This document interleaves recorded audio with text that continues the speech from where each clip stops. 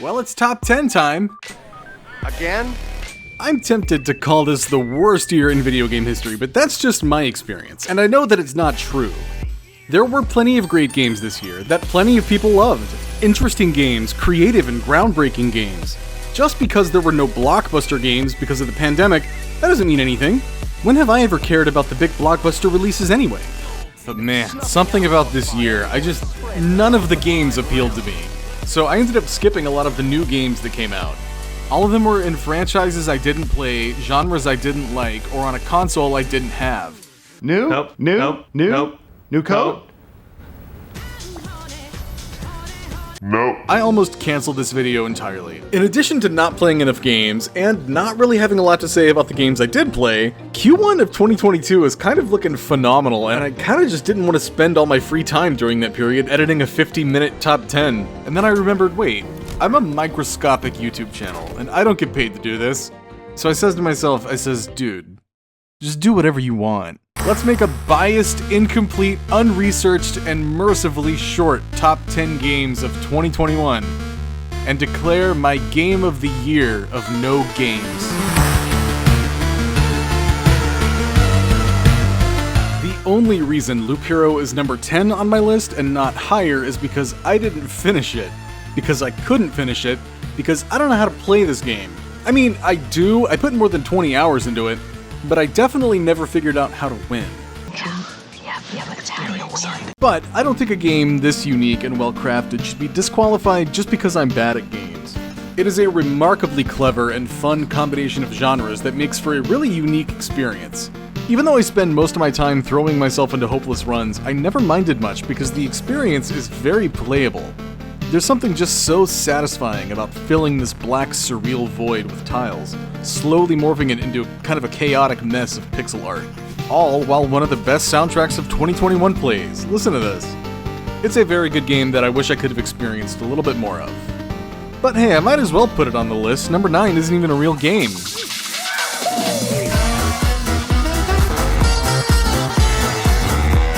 Yeah, bonus content from a port of a Wii U game from 8 years ago is on my list. That's how dire my list is this year, I'm sorry. Bowser's Fury was the perfect way to sell this port, and is actually an example of how I think this kind of thing should be done from now on. Instead of expecting people to just buy a port at full price, they sold it with what turned out to be one of the better twists on the Mario formula in quite a while. It uses the basic gameplay of 3D World and merges it with the more open world design of Super Mario Odyssey, creating a really surprising experience. I really didn't expect it to be so good. And, I mean, it adds in giant Bowser kaiju fights for good measure. What more do you want? It's a great little addition to the game that's just different enough to be worth it. But the question is it really worth paying $60? Yes, because it comes as part of Super Mario 3D World, which I had never played until this year. And let me tell you, if the entire game was eligible for this list, it would be number 1. I don't know why I never played 3D World, it's amazing. But number 9 ain't a bad placement for a DLC, or whatever it is. Although it did rank below number 8, which is also not a real game, it's actually just the second half of a free demo. You said I could trust you! You said you were a gamer!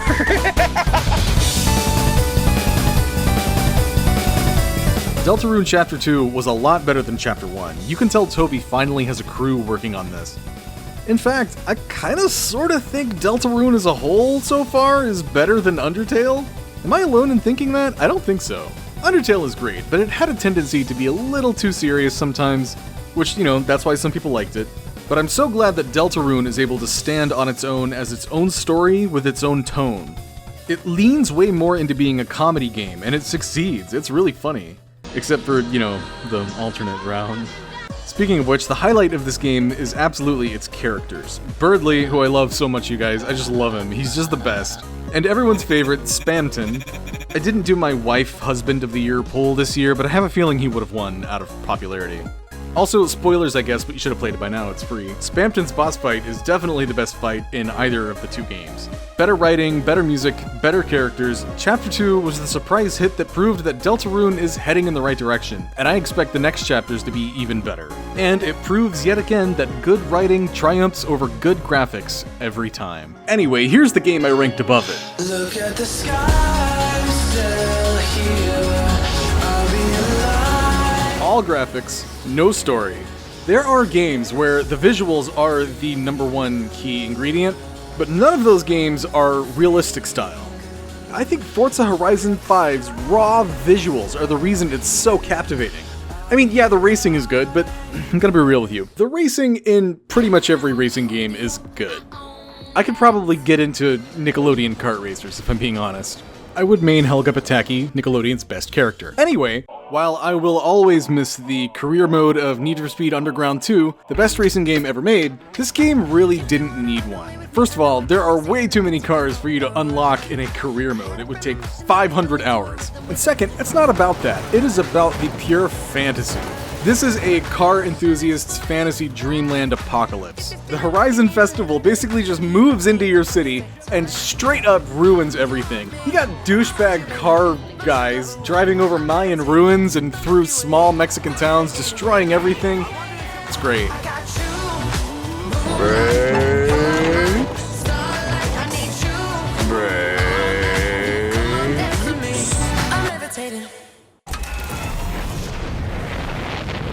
This next game is what I consider the Outer Wilds of 2021, meaning it did not win anything at the Game Awards, it had a mid-80s metascore, and yet a lot of people consider it not just the best game of the year, but I even heard it referred to a couple times as the best game they've ever played. And just like Outer Wilds, it only ended up on my list at number 6. A prospector thinks there's gold inside you.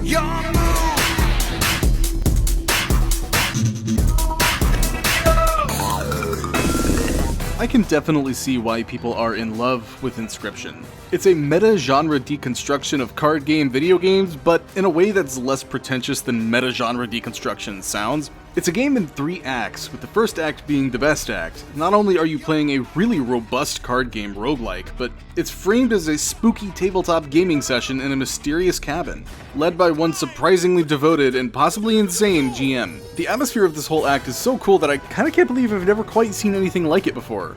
It's good. But the second and third acts are interesting too, changing the graphics and advancing the story, but also kinda changing the rules of the game. It's like different editions of Inscryption that are separated by decades. It's kind of funny how much a simple rule change kind of threw me for a loop, where the game is basically the same, but it's just different enough that all your skills have to be kind of reforged. And while I do kind of wish the FMV segments were a little better, I definitely applaud them for really going for it. And this game was one of those indie games that really excites me about the medium in general. This game is for card game fans, but it definitely also serves as an introduction to them because I feel like I've learned more about the language of card games than I ever knew before. But yeah, sorry, another year, another Devolver published game that doesn't make my top 5. But hey, there's always next year. I really have high hopes for this game. Please be good. Hit it! No! That intro song is way too obvious, I can do better than that.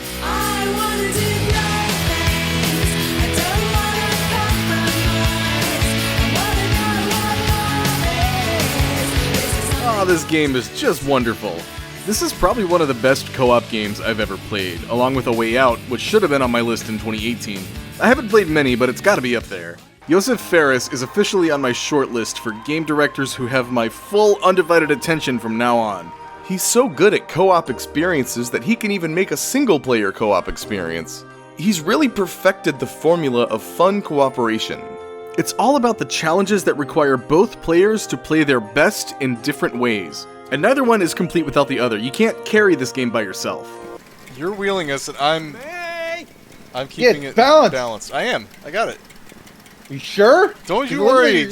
I'm doing it. Yeah, it really looks like you're screwing up. That asymmetry is where this gameplay shines. It's like a back and forth of trust exercises. It's also a lot harder than it looks sometimes. This game is also just full of small little moments to play around with in every new area. I want to say a good 50% of the runtime was just playing around in these beautiful worlds. It's not perfect, the mocap animation looks a little weird sometimes, the writing isn't the best, and I kinda don't love one of the 2 main characters, I'm not telling you which one. And I really feel like they ran out of gas near the end, which is kinda disappointing. But beyond those flaws, it is a beautifully crafted fairy tale of a game that will either save your marriage or further cement your divorce. I played it with my friend Wen98Tech, and here are some highlights. Oh god, no, this is Memory game. Oh god. You cover the right side, I'll cover the left side. Other game was No, this one. no, it's not that one. It's not that one. Are you sure? Are you sure? I'm sure. Fuck. You fucked up. You No, fucked I up. know that I was wasn't right. you're- Oh, wait, Pear. Ah, fuck. No, Pear is the first one. Pear is this one. This one. No, that's No, Eggplant, you I'm idiot! This is Pear! Fuck. No! We're never gonna This get is past the this. hardest We are trial. never going to do this. I'm gonna open this one, okay? Top left. This is orange. Everybody That's remember that orange. This one is orange. Orange. Oh, wait. Orange. Here, orange is this one, right? No! No, orange is the Oh first my one. god. Orange What? is the first one. You started on orange. That's orange. It's orange! Okay, I'm sorry. I'm sorry. I mentioned this in a video earlier this year, but I've gotten into photography over the past year or so, just as a hobby. I'm not an especially artistic photographer, but it's become a really fulfilling hobby. I photograph birds, thunderstorms, lightning, and I mostly bring it up because I want to show off my photos of Comet Leonard, because I fought off way too many mosquitoes not to. And I was thinking, if only there were a video game about photography that came out this year. That'd be great. Oh well, maybe someday. I'm just kidding. I just don't really have a lot to say about new Pokemon Snap. I got an icon camera. I love to take a photo. It's great! New Pokemon Snap is great. It's great in exactly the same way the first one was, except now there's about 10 times the content. I've already talked about my history with Pokemon Snap in an older video, and I expressed how I was allowing myself to feel truly excited for it. And for once, that actually paid off. Do you have any idea how rare it is for an anticipated game to exceed your expectations? It's exceptionally rare. You feeling the pressure yet, Elden Ring? I would go as far as to say that new Pokemon Snap is the best Pokemon game kinda since Omega Ruby and Alpha Sapphire. Yeah, it really is. It's charming, it's fun, it's actually finished, which is asking a lot for Pokemon games, and it recreates a living, breathing Pokemon world better than the games have in a very long time. Pokemon is in kind of a sad place. I didn't even bother with the Gen 4 remakes. We'll see how Legends Arceus is. I'm definitely gonna buy it, but I just don't know, man. I feel like I've been waiting for a new Pokemon Snap, and now that I finally have it, maybe it's time for me to finally, after 20 years, bow out of the series while I still have slightly more positive memories than negative ones. Spend my time replaying the old games, exploring the wonderful world of ROM hacks, and spend my time outside, taking photos of real animals. Look at me, pretending I'm not chained to this series for the rest of my life, no matter how bad it gets. Oh well. At least we got new Snap.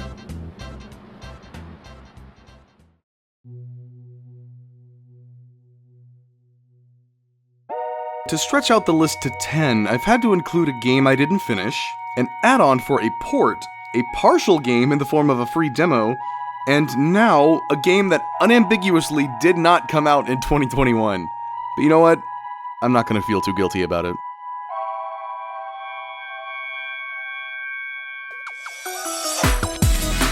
Okay, I'm sure you know right away what games this game reminds you of. How original.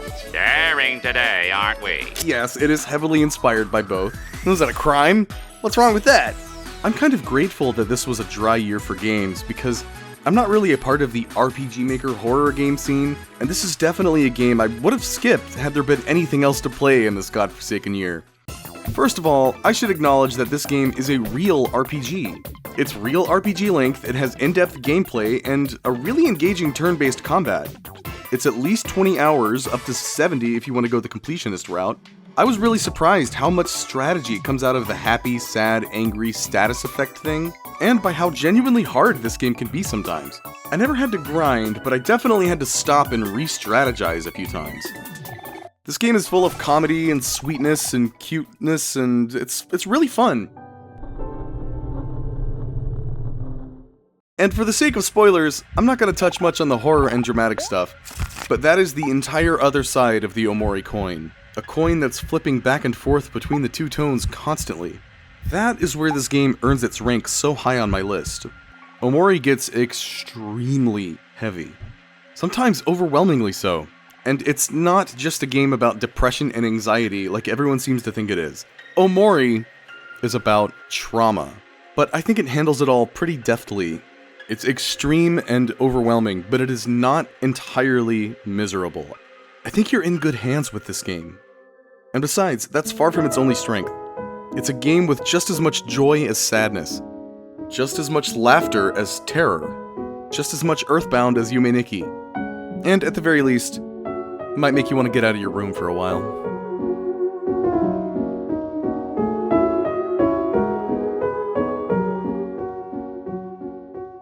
I want to talk about Master Chief real quick. He had a good year this year. I was thinking, is there anyone in gaming as iconic as him? Just visually. Cool power suit, stoic helmet, man of few words. That is one of the key archetypes in gaming. But when you think about it, he owes a lot to Doomguy, who had a great year last year. Doomguy was the original badass power-suited helmet hero, strong silent type. But you know what? Doomguy, Master Chief, posers. Long live the Queen. You should've known better to fuck with someone like me.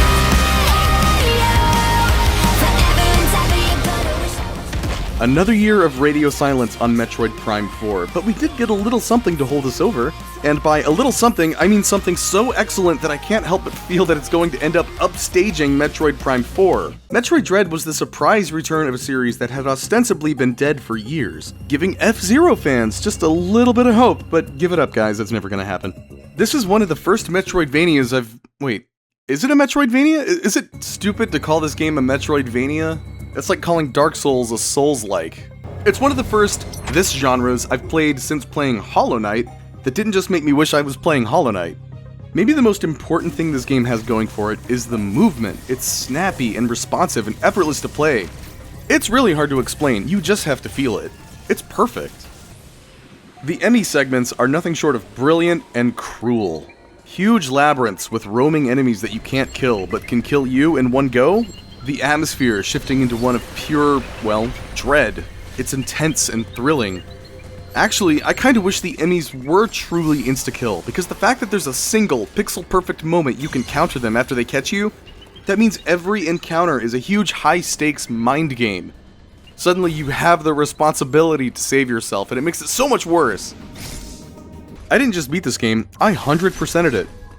It's not terribly hard to do that, but it does require you to fully engage with every one of its mechanics, remembering every combination of left and right triggers, bumpers, L3 and R3, A, B, X, and Y. It'll turn your brain and fingers into a pretzel trying to get some of these items. But I did it though, check this out. Yeah, this is my footage. Yeah, what? I'm good at games, shut up. Metroid Dread isn't just a game you should play, it's a game you should buy. Normally, I don't care about piracy, but, guys, you have to buy this one. If you don't buy this game, Nintendo will never make another Metroid and they will cancel Metroid Prime 4. This series is constantly on the verge of dying. It's a miracle this one came out at all. Do it for her. Because we owe Samus everything.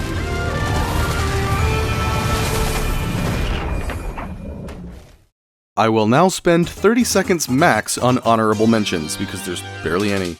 Everhood is a cute game with a fun premise and a bangin' soundtrack.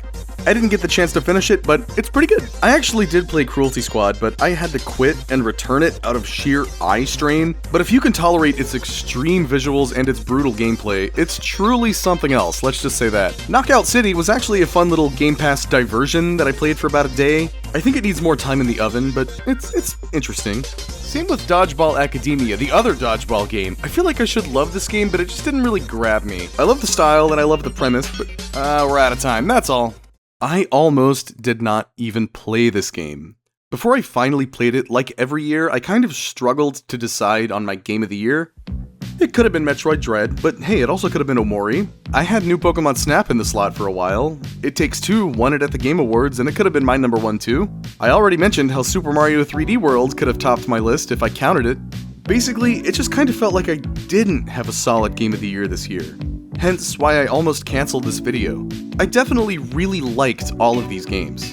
But if I'm honest, I wasn't sure if there was a game I played this year that I truly loved. Until... Oh, here she comes. Watch out, boy, she'll chew you up. Oh, here she comes. She's a man-eater, sliced to ribbons. It is insane to me that I really almost skipped this game. I had recently gotten over a bad, some would say cursed, experience with Resident Evil 7. A seemingly unrelated string of technical errors prevented me from playing 7 3 different times in 2017.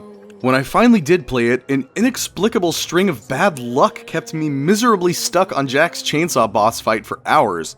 And when I finally bought Resident Evil 8, a chip shortage and a crypto bubble left me stuck with an anemic graphics card. I stupidly bought it from a key site, which means I couldn't refund it when this happened. So, I bought an Xbox Series X. Yes, this game forced me to pick sides in the console war. And I love it, it's a great console. But even then, I waited until the end of the year to play this. I just kept putting it off because I had this cursed experience with the Resident Ethan games. I was expecting Village to just be unfun, I guess, and boy was I wrong. Resident Evil Village is immensely fun to play. It was an absolute joy from beginning to end. I've heard it referred to as a theme park, and it kind of is. It's a twisted, horrific theme park where every corner offers something unique, with the village itself serving as sort of the Main Street USA of the game's Magic Kingdom. From classic Resident Evil gameplay, to sniping gargoyles, to comfy arcadey ball-rolling puzzles, to Amnesia-style defenseless survival horror, to straight-up Doom! It felt like this game reinvented itself every hour on the hour. It stayed fresh the whole time. In my opinion, 7 starts off strong and just gets worse. 8 starts off strong and, in my opinion, stays strong. In fact, it actually kinda gets stronger, culminating in Heisenberg's factory, which is my personal favorite part of the game.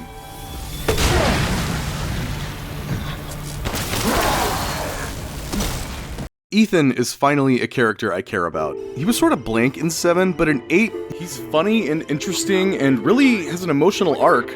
And I just love how he's motivated both to save his daughter and to escape his fate of being a Resident Evil protagonist in an increasingly silly series.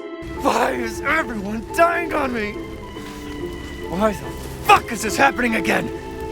And the other characters are great too. Heisenberg is fully giving me Nicolas Cage, and that is a high compliment. Lycans and gentlemen, we thank you for waiting. And now let the games begin! And of course, the character of the year, Lady Dimitrescu, basically stole the show, with Maggie Robertson's award-winning performance as sort of a campy old Hollywood diva. Devotion to you is questionable. Give the mortal to me, and I will ensure he is ready. She's just so captivating, and people who say the game gets weaker after her castle are probably just missing her 9-foot-tall mommy presence. And you know what? I totally understand. I just love the journey this game took me on, the adventure. Resident Evil Village is just the Resident Evil that we needed, combining the best qualities of 7 with the classic qualities of 4. It's fun, it's funny, it's scary, it's action-packed, and it is so unashamed to be a video game. It is the game of the year, and I loved it. 2, 1, and at last, Chris? the curse is lifted. Sorry, Ethan.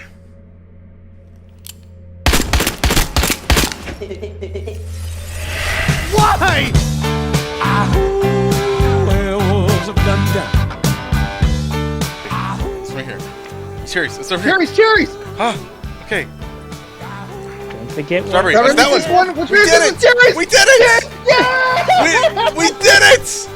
We did it! Congratulations, guys. Your memory is okay. No! You...